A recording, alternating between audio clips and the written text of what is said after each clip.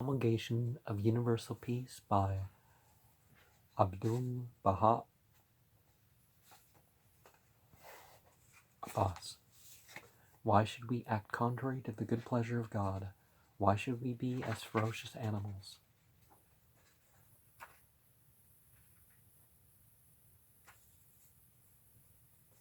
Constantly shedding blood, pillaging, and destroying, because we belong to one race, or family of humankind. Why should we consider all others bad and inferior, deserving of death, pillage, and invasion? People of darkness, worthy of hatred and detestation by God. Why does man show forth such attitude and actions towards his fellow man? We see that God is kind to all, just as he loves us. He loves all others, just as he provides for us, he provides for the rest, and nurtures and trains all with equal solicitude. God is great, God is kind. He does not hold human shortcomings. He does not regard human weakness. Man is a creature of his mercy, and to his mercy he summons all. Why then should we despise or detest his creatures because this one is a Jew, another a Buddhist, or Zoroastrian, and so on? Well, it matters what people believe and do, but it doesn't mean that we have to hate the being.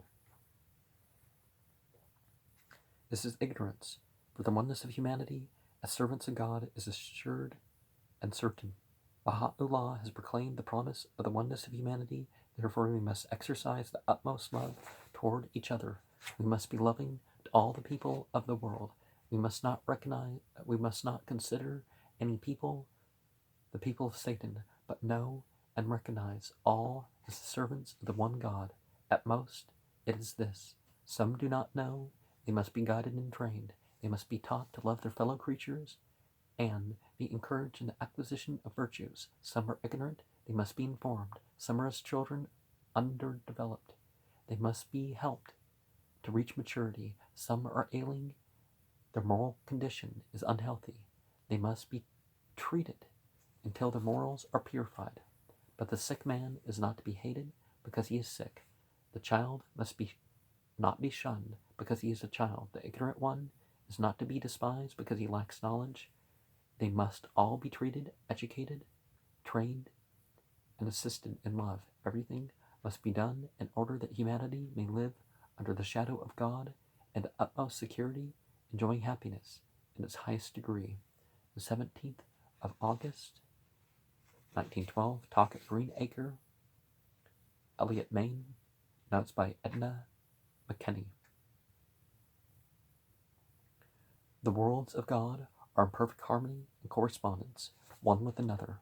Each world and its limitless universe is, as it were, a mirror reflecting the history and nature of all the rest.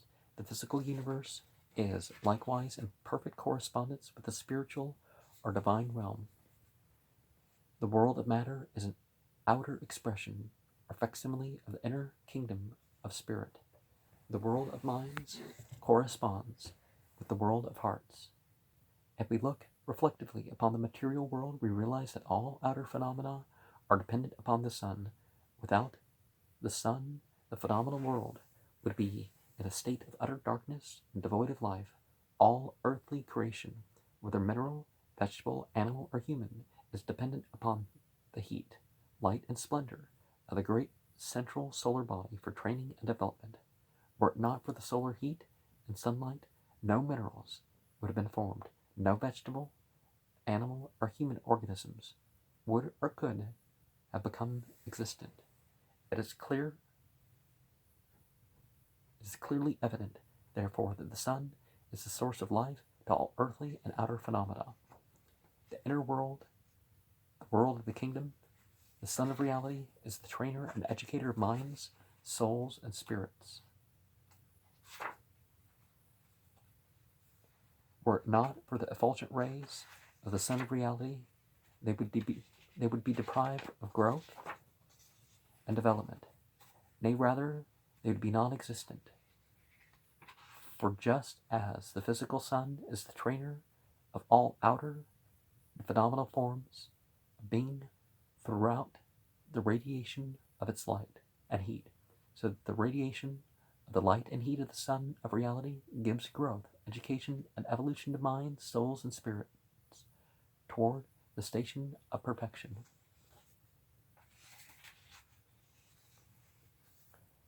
Christ was the sun of reality, which shone from the heavenly horizon of Christianity, training, protecting, confirming minds, souls, and spirits until they came into harmony with the divine kingdom and attained capacity for descent of the infinite bounties of God.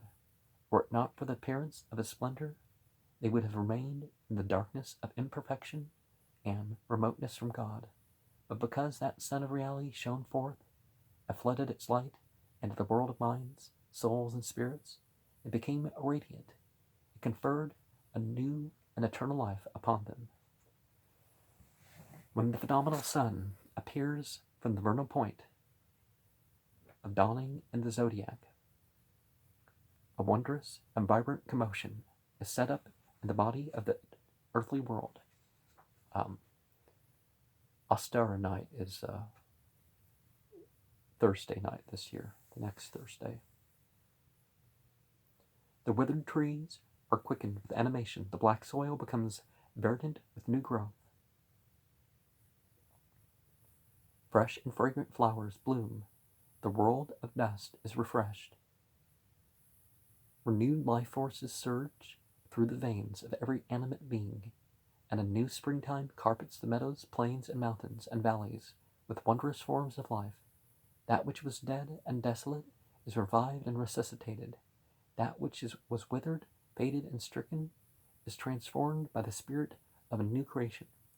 In the same way, the sun of reality, when it illumines the horizon of the inner world, animates, vivifies, and quickens with a divine and wonderful power. The trees of human minds clothe themselves in new and verdant robes, putting on leaves and blossoms, and bearing spiritual fruits of the heavenly glad tidings.